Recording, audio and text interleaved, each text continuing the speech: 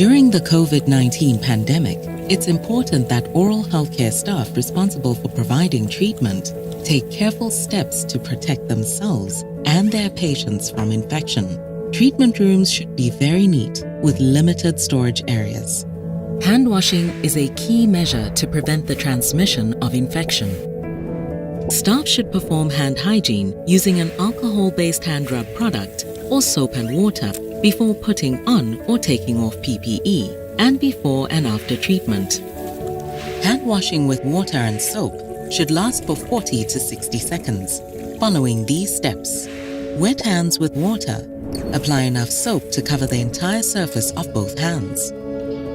Rub the palms of the hands together.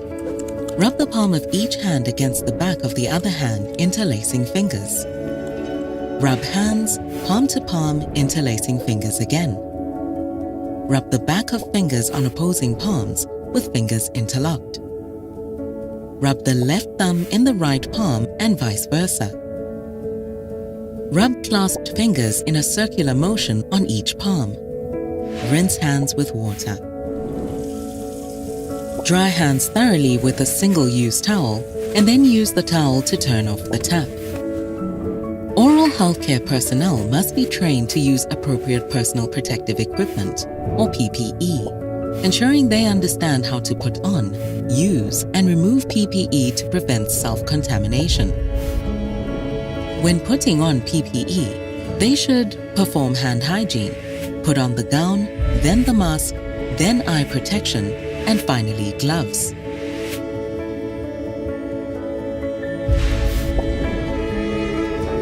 Next patient, please. Hi.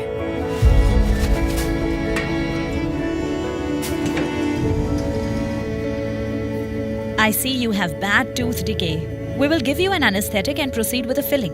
Instrument packaging is important as it allows the instruments to remain sterile until they are used, reducing the risk of cross-contamination.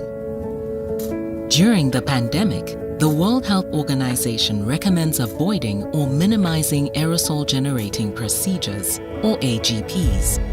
Instead, dentists should use less invasive restorative techniques using hand instruments. If an aerosol-generating procedure is required, a fit-tested respiratory protection is recommended. I have finished.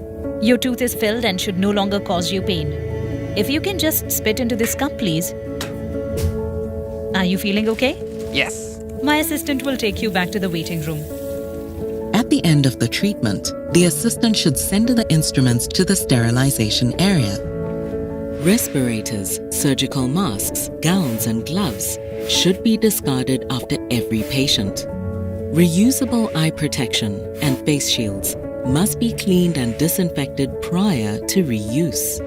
There are temporary strategies for reprocessing masks or respirators.